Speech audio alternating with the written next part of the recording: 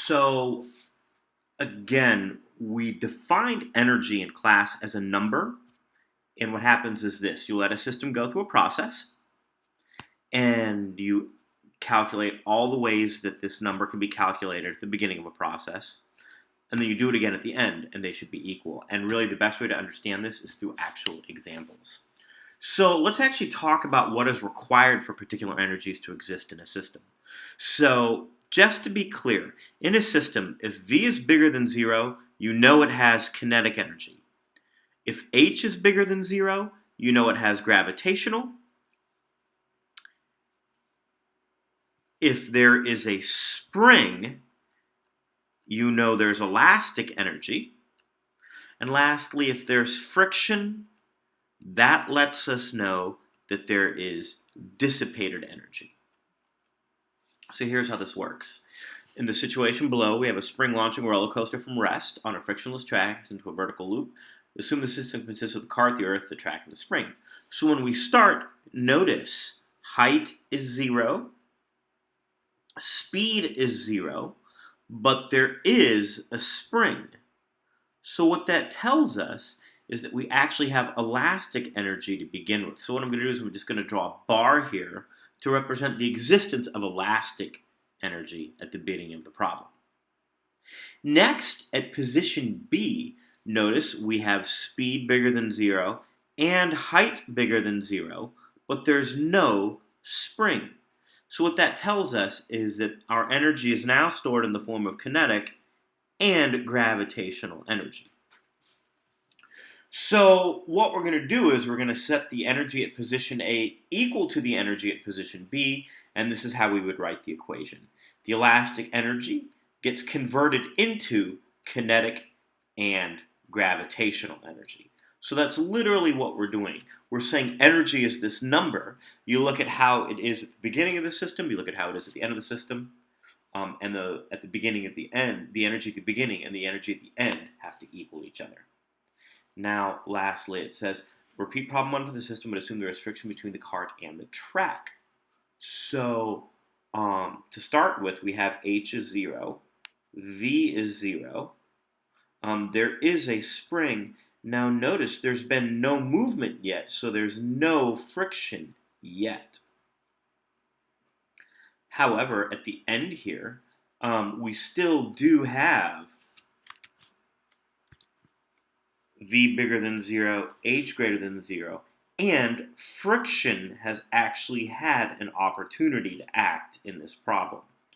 So what that tells us is that we start off with all elastic energy, and we have our energy stored at the end in a combination of kinetic, gravity, and dissipated. So the equation we'll write down is that elastic energy equals kinetic plus gravitational plus dissipated energy. So to be clear, what am I doing here? My goal here is to account for the energy at the beginning of the system and the energy at the end. We're going to actually get even more quantitative with this later on in the next set of videos. Now it says here, repeat problem. What this should have said is we have a car sliding up a hill and we assume that there's friction. So notice at the beginning we have no height, so there's no EG. But we do have kinetic energy. And at the end, we have friction, which means and we have height but no speed, so that means we have a combination of gravitational and dissipated. So the way we would write this equation is E kinetic gets converted into gravitational plus dissipated energy. Next, we have a person pushing a car with a brake up a hill. And so we're going to treat this person as though they're a spring. And at the very end, we have some height, and because of the brake, we have friction. So we start off with all elastic energy, and this is going to get converted into a combination of gravitational energy and dissipated. So the equation we write is that elastic gets converted into gravitational and dissipated energy. Lastly, we have a load of bricks resting on a spring, and the bricks are launched into the air. Notice there's no gravitational. So there's no gravitational. There's no kinetic to start with. But we do have a spring, so there is elastic energy. And at the end, we have both kinetic and gravitational. So our energy equation is going to look like elastic energy gets converted into gravitational plus kinetic. All right.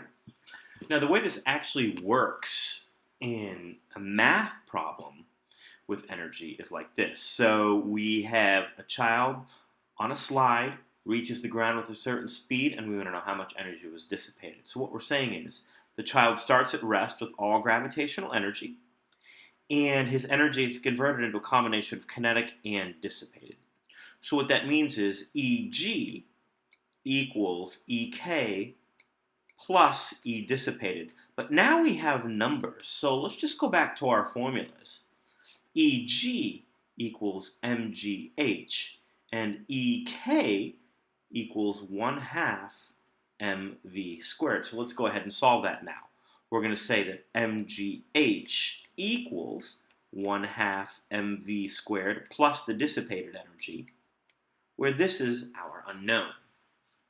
So 24 times 10 times h, which is 5, equals 1/2 times 24 times 2.8 squared plus E dissipated. And we can actually isolate E dissipated. And when we do that, what we'll end up getting for our friction dissipated energy, our energy dissipated by friction, is 10 times 5 minus 12 times 2.8.